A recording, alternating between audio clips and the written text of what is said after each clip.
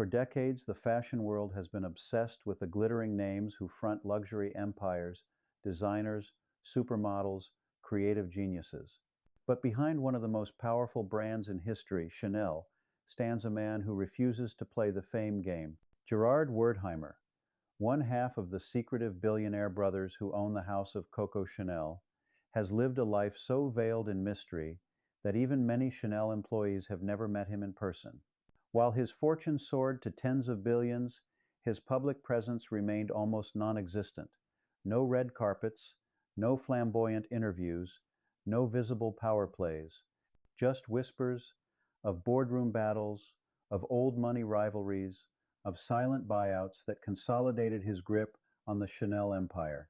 In the rare moments when he is photographed, Gerard Wertheimer appears calm, almost understated, a quiet counterpoint to the excess and extravagance of the fashion industry.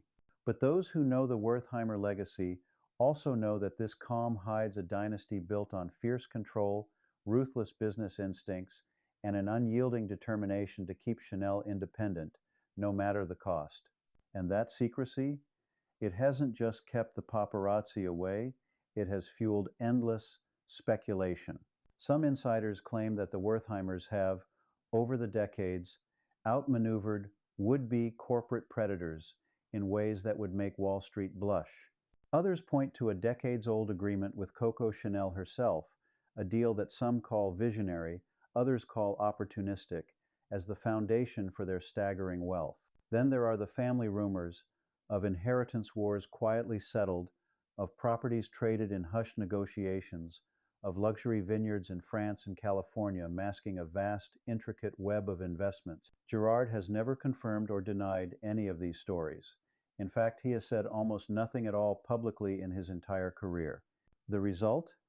To the outside world, he is an enigma, the invisible billionaire who quietly controls one of the most iconic brands in human history, living in the shadows while the logo he owns shines and lights on every luxury avenue from Paris to Tokyo.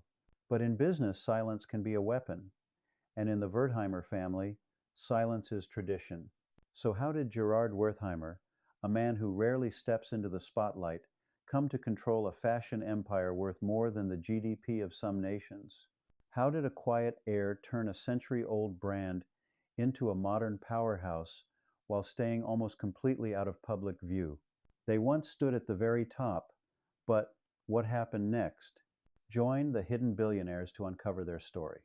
Long before Gerard Wertheimer became one of the most powerful and private billionaires in the world, his story began in the heart of Paris, not in the glamorous boutiques of the Champs-Élysées, but in the meticulous, tight-knit world of a family business already intertwined with luxury. The Wertheimer name was already whispered in exclusive circles long before Gerard was born. His grandfather, Pierre Wertheimer, had been a shrewd businessman who struck a fateful deal with none other than Coco Chanel herself in the 1922nd. The agreement granted the Wertheimer family the rights to produce and market Chanel No. 5, the perfume that would become the most famous scent in history. It was a partnership forged in ambition, but not without friction. Coco Chanel was famously difficult, fiercely protective of her brand, and often clashed with Pierre over control. Yet, Pierre's skill in distribution, manufacturing, and global marketing made Chanel No. 5 a worldwide phenomenon. This business marriage, part alliance, part rivalry, became the seed from which the Wertheimer fortune would grow. Gerard was born in 1951 into this rarefied atmosphere, the quiet luxury of inherited wealth, the unspoken rules of discretion, and a legacy already in motion. His father, Jacques Wertheimer, had inherited the Chanel partnership from Pierre and was determined to strengthen it. His mother, Eliane Fischer, brought refinement and social grace, but the family's true asset was its ability to keep business within bloodlines. From an early age, Gerard was raised with a double education, the formal academics of French elite schools and the informal but equally critical education of understanding power, who holds it, how it is used, and why it is almost always exercised away from prying eyes. Unlike many heirs to vast fortunes, Gerard was not raised in a cocoon of indolence. His father insisted that he and his brother, Alain, learn the workings of the family empire from the ground up. This meant time in Chanel's Paris offices, observing the marketing meetings, learning the perfume distribution routes, and even visiting the vineyards that the family owned in Bordeaux. There was also the constant reminder that the Wertheimers' fortunes were not invincible. The luxury market could shift, competitors could rise. And history, especially in Europe, had taught the family to keep wealth mobile, protected, and discreet. The scars of the Second World War still lingered, when Jewish families like the Wertheimers had been forced to safeguard assets through intricate international networks. By his teenage years, Gerard was already fluent in more than just French and English. He spoke the quiet language of influence. He understood the value of relationships over raw publicity and why his family had always preferred to operate from the shadows. Gerard's early adulthood followed a path almost scripted for heirs of his standing: higher education in France, then experience abroad, where he was exposed to the international luxury markets and the strategies of global expansion. But while some young heirs courted the media or chased high society parties, Gerard seemed almost allergic to public attention. His circle of friends was small, his social appearances rare. It was this low profile that, ironically, became one of his greatest strengths. In the cutthroat luxury business, where brands lived and died by public perception, Gerard could move without drawing headlines. He could study competitors, negotiate acquisitions, and test new markets without the glare of cameras. Family lore suggests that even as a young man, Gerard had an uncanny patience in business. While others rushed to close deals, he preferred to wait, sometimes months, sometimes years, until the terms aligned perfectly in his favor. This patience, combined with the family's deep pockets, allowed the Wertheimers to make acquisitions and investments with surgical precision. By the time he reached his early 30s, Gerard was fully entrenched in the family's business operations. Chanel was already a global icon, but the company faced the challenge of staying relevant in a rapidly changing fashion world. Young designers were rising, luxury houses were being acquired by aggressive conglomerates, and the battle for elite clientele was intensifying. It was in this environment that Gerard's reserved nature and strategic mind would find their ultimate test. But first, he would have to share the helm with his equally determined brother, Alain. The seeds had been planted, a century-old alliance with Coco Chanel, a family philosophy built on secrecy and control, and a young heir whose quiet demeanor hid an unshakable will. The world had yet to see what Gerard Wertheimer would become, but those who understood the nature of dynasties knew the most dangerous player in the game is often the one you cannot see. When Jacques Wertheimer passed away in 1996, the reins of the Chanel empire were handed to his two sons, Alain, the elder, and Gerard, the younger. To the outside world, it looked like a smooth transition, an orderly passing of the torch from one generation to the next. But inside the rarefied world of global luxury, this was the moment the Wertheimer brothers would have to prove they could not only protect their inheritance, but grow it into something even greater. From the beginning, the brothers divided responsibilities in a way that reflected their personalities. Alain, based in New York, took charge of Chanel's U.S. operations and its high-profile fashion side, working closely with Karl Lagerfeld, the brand's legendary creative director. Gerard, preferring a quieter base in Geneva, oversaw the company's watch division, fragrance operations, and European markets. Together, they were a two-headed force, each controlling different arms of a sprawling empire, yet both adhering to the family's creed of secrecy and long-term thinking. The timing was critical. The mid-1992 to early 2002 saw the luxury industry transform into a high-stakes battlefield. Conglomerates like LVMH and Kering were buying up fashion houses at a rapid pace, turning independent brands into cogs in giant corporate machines. Many predicted Chanel would be swallowed up too, but Gerard and Alain had other plans. Rather than selling or diluting ownership, they doubled down on independence. They poured vast sums into maintaining Chanel's exclusivity, rejecting offers from investment banks and rival groups. This was a radical move, While other brands chased mass market exposure and stock market listings, Chanel stayed privately owned, answerable to no shareholders but the Wertheimers themselves. Gerard's particular genius lay in product strategy and brand positioning. In the fragrance sector, he pushed for meticulous quality control and limited releases, keeping Chanel perfumes rare enough to feel aspirational but available enough to dominate sales charts. Chanel No. 5, decades after its launch, remained a top seller, while newer scents like Coco Mademoiselle became modern classics. In watches, Gerard spearheaded the creation of the Chanel J12-inch 2000, a sleek ceramic timepiece that became an instant icon and broke into the male-dominated luxury watch market. This was a risk. Chanel was not known as a watchmaker, but Gerard's bet paid off. The J12 not only sold in huge numbers, but also elevated Chanel's status in the high horology world. Behind the scenes, Gerard was also expanding the Wertheimer footprint beyond fashion. The family's vineyards in Bordeaux, Chateau Rauzen-Scla, and Chateau Canon became some of the most respected in the wine world under his stewardship.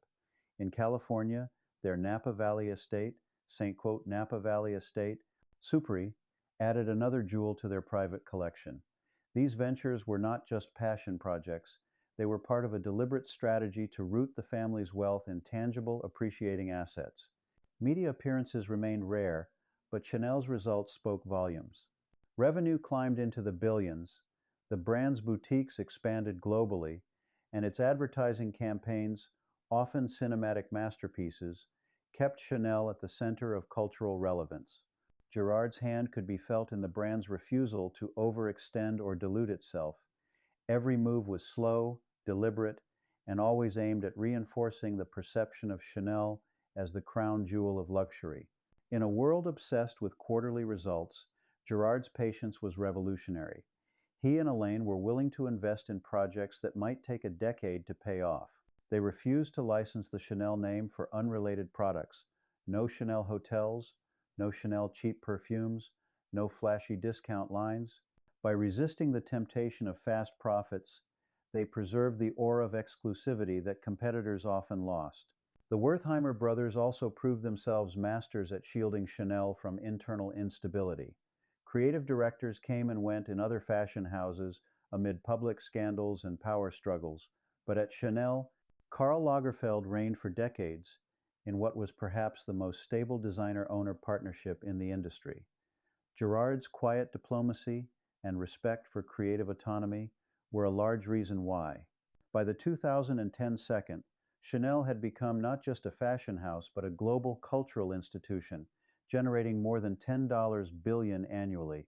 And while celebrities and influencers clamored for a place in the front row at Paris Fashion Week, Gerard often skipped the shows entirely, content to let others bask in the spotlight while he orchestrated from afar. The climb to power had been silent, methodical, and utterly effective. Gerard Wertheimer was now one of the richest men alive, with a fortune that Forbes estimated in the tens of billions. But his greatest asset wasn't just his wealth. It was the fact that almost no one outside the luxury industry truly knew who he was, what he looked like, or how he operated. It was a position of strength few billionaires could match, and one that would be tested when whispers of power plays, tax strategies, and corporate maneuverings began to surface. For someone like Gerard Wertheimer, fame was never the goal, but controlling a global luxury empire like Chanel meant that eventually the world's gaze would turn toward him, even if he did everything in his power to look away. The first cracks in the Wertheimers' wall of privacy began to appear in the 2010 second, when Chanel's financial numbers, once completely opaque, started leaking through industry reports. Analysts estimated annual revenues surpassing $10 billion in profit margins that put entire stock market listed fashion conglomerates to shame. In the cutthroat luxury business, that kind of performance painted a giant target on your back. Competitors whispered about Chanel's tax arrangements. While never accused of wrongdoing, the company's structure, anchored in privately held entities in Switzerland, the UK, and other low-profile jurisdictions, he drew quiet scrutiny from investigative journalists and business rivals alike. Some claimed that the Wertheimers had perfected the art of moving money through a labyrinth of holdings that kept both profits and ownership well out of public reach. Then came the rumors of behind-the-scenes power struggles. After Karl Lagerfeld's passing in 2019, speculation swirled about who would inherit the creative throne. While Chanel eventually appointed Virginie Viard, there were murmurs in the fashion press that other contenders had been sidelined in tense, closed-door deliberations between Gerard, Alain, and a handful of trusted executives. The brand's public face remained elegant and controlled, but insiders hinted at weeks of quiet maneuvering to maintain the Wertheimers' vision without opening the door to outside influence. The family's refusal to go public or sell shares, a point of pride for decades, also brought its own pressures. Unlike listed competitors like LVMH, Chanel had no obligation to disclose its books, but this secrecy sometimes fueled conspiracy theories. Was Chanel underinvesting in innovation? Were the Wertheimers hoarding profits instead of reinvesting? Or was their discipline the very reason Chanel had remained untouchable? And then there was the personal toll of living in near total invisibility. Gerard's reluctance to engage with the media meant that any rare photograph or public appearance was pored over obsessively. Paparazzi would sometimes camp outside Chanel's Rue Cambon headquarters in Paris, hoping to catch a glimpse. The photos that emerged, often of Gerard in an unassuming jacket and dark sunglasses, became curiosities in the press, each one captioned with some version of "the man behind Chanel, seen again for the first time in years." His personal life was equally guarded, but even the most careful families can't avoid whispers. Occasional reports emerged of high-value property transactions, disputes over vineyard management, and even mild tensions with extended relatives over inheritance and asset control. While never rising to the level of tabloid scandal, these stories hinted at the complexity and occasional strain of managing a fortune measured in billions. Critics of the Wertheimer way accused Gerard and Alain of being too controlling, too secretive, and too unwilling to let the brand evolve beyond the aura of exclusivity they'd built. Supporters countered that this was precisely why Chanel had not fallen victim to the overexposure and brand dilution that had hurt so many rivals. For Gerard, the scrutiny, however muted compared to celebrity billionaires, was still an intrusion. The Wertheimers had spent decades mastering invisibility, but the bigger Chanel became, the harder it was to keep the empire hidden in plain sight. Every blockbuster fashion show, every record-breaking fragrance launch, every expansion into new markets pushed Chanel higher into the public consciousness and brought Gerard's name with it. He responded the only way he knew how, by retreating further. Interviews were declined, public appearances minimized, and all official statements channeled through carefully controlled corporate communications. Even within the company, some mid-level executives could go years without ever meeting him in person. And yet, for all the speculation and quiet probing, Gerard Wertheimer emerged from each wave of attention unscathed. Chanel's revenue kept climbing. The Wertheimer fortune continued to swell. The tax stories faded into the background. The boardroom whispers never leaked into full-blown crises. It was as if the man had mastered a paradox, being too powerful to ignore, yet too invisible to attack. But as the years wore on, the question became, how long could such a balance be maintained in an age where even the most private billionaires were eventually forced into the light? The answer would come in the years after Chanel entered a new era without Karl Lagerfeld, in an increasingly digital fashion world, and under the constant pressure of rivals looking to dethrone the quiet kings of Rue Cambon.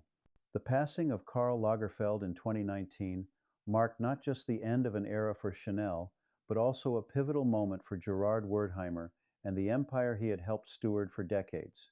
Lagerfeld was more than a creative director.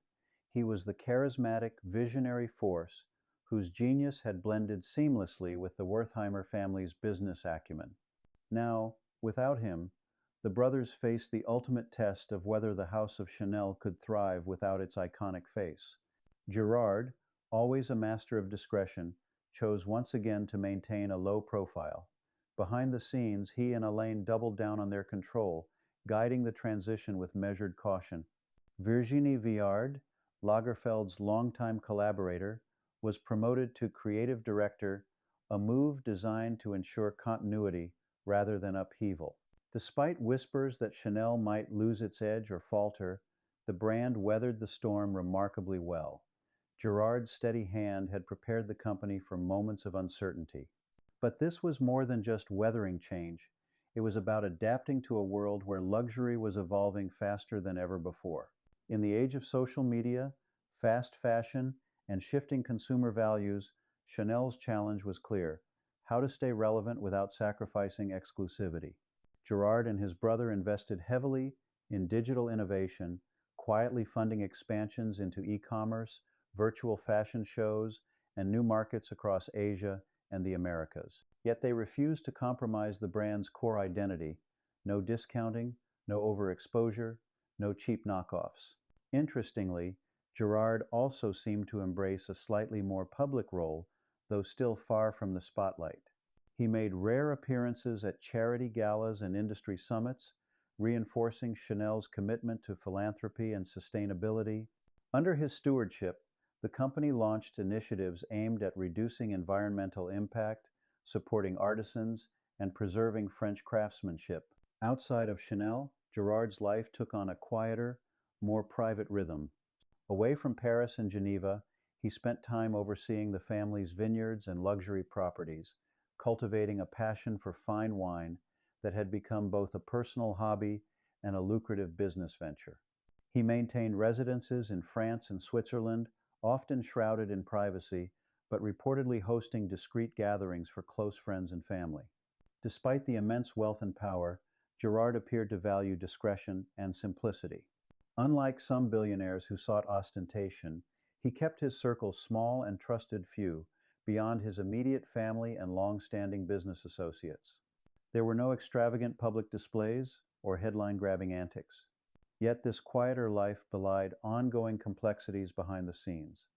The luxury industry continued to shift rapidly. New challengers emerged, often digitally native brands that appealed to younger consumers with different values and shopping habits. The Wertheimer brothers faced pressures to innovate faster, take bigger risks, or even open Chanel's tightly held ownership to outside investors. But Gerard remained steadfast, favoring stability over speculation. The company reportedly rejected numerous offers from private equity firms and investment banks seeking a stake in Chanel, a testament to his commitment to family control and brand integrity. For the public, Gerard's continuing silence fueled fascination and speculation. His elusive nature, once a shield, had become a defining trait, the mysterious billionaire who quietly pulled strings from behind the scenes, allowing Chanel's logo to shine brighter than ever while remaining himself almost invisible. As of today, Gerard Wertheimer remains a symbol of old-world discretion in a new world obsessed with celebrity and transparency. His story reminds us that not all billionaires seek the limelight. Some prefer to build empires in the shadows, shaping culture and commerce with quiet but unyielding influence. Behind the scenes of the legendary Chanel empire stands a family both tightly knit and fiercely protective of their privacy, the Wertheimers. Gerard Wertheimer's life, while shrouded in secrecy, has been deeply influenced by his role as a husband, father, and guardian of a vast legacy that stretches beyond fashion. Gerard is married to Nicole Wertheimer, herself a figure of discretion and grace, rarely seen in public but integral to the family's unity. Together, they have 3 children, who represent the future of the Wertheimer dynasty. Unlike many heirs born into colossal wealth, Gerard and Nicole have emphasized a grounded upbringing, balancing privilege with responsibility. The children have been educated in prestigious institutions, but shielded from the glare of media attention. The family's approach to inheritance is both traditional and strategic. The Wertheimers have long maintained a philosophy of keeping the empire intact. Fragmented ownership or reckless diversification could threaten the longevity they so carefully cultivated. As such, the family fortune is managed through complex trusts and holding companies designed to protect it from outside interference and to ensure smooth succession. Within the family, The next generation is gradually being introduced to the intricate world of luxury business and investment. Though Gerard remains the elder statesman of the empire, his children have begun taking on discrete roles within the family's various holdings, from vineyards in Bordeaux and Napa to the inner workings of Chanel itself. Yet, with this transition comes the delicate balance of legacy and modernity. The younger Wertheimers are growing up in an era where transparency, social responsibility, and digital innovation dominate the conversation realms where their father and grandfather wielded influence from a more shadowed vantage point. How they will navigate this evolving landscape remains closely guarded, but insiders suggest a careful blending of respect for tradition with selective openness to new ideas. Family harmony has generally prevailed, though as with any dynasty of this size, minor disputes over inheritance, business direction, and personal autonomy have occasionally surfaced. These have been managed behind closed doors, never spilling into public scandals or damaging media headlines. The Wertheimer family also extends its influence beyond Chanel. Philanthropy, while conducted quietly, plays a role in their public life. The family supports arts, education, and environmental causes, often through anonymous donations and private foundations. This reflects a value system that sees wealth as a stewardship rather than mere accumulation. Political involvement is minimal. The Wertheimers prefer to keep their distance from overt partisanship, focusing instead on cultural and social impact through business and philanthropy. As for the torch of Chanel, it is likely to be passed on internally, maintaining family control that has persisted for nearly a century. However, Gerard and Elaine have also fostered strong, loyal leadership teams to ensure that the brand's essence survives beyond family hands if ever that moment arrives. In many ways, the Wertheimers embody the classic old-world aristocracy of wealth and elite that prizes privacy, continuity, and discretion over public spectacle. Gerard's role as patriarch is emblematic of this ethos, a man who built a towering legacy not by seeking the spotlight, but by commanding it from the shadows. When we talk about legacies in the world of luxury, few compare to the imprint left by Gerard Wertheimer and the family he represents. The Wertheimers transformed Chanel from a historic fashion house into a timeless global powerhouse, proving that wealth coupled with vision and discretion can change industries forever. Their greatest legacy is perhaps the way they preserved Chanel's soul amid relentless modernization. In an era when many brands lost their identity to mass production and corporate takeovers, the Wertheimers kept Chanel fiercely independent. This independence ensured the brand remained a beacon of exclusivity, quality, and craftsmanship. Gerard's insistence on maintaining family ownership and refusing to list the company publicly defied conventional business wisdom, yet it insulated Chanel from the pressures of quarterly earnings and shareholder demands.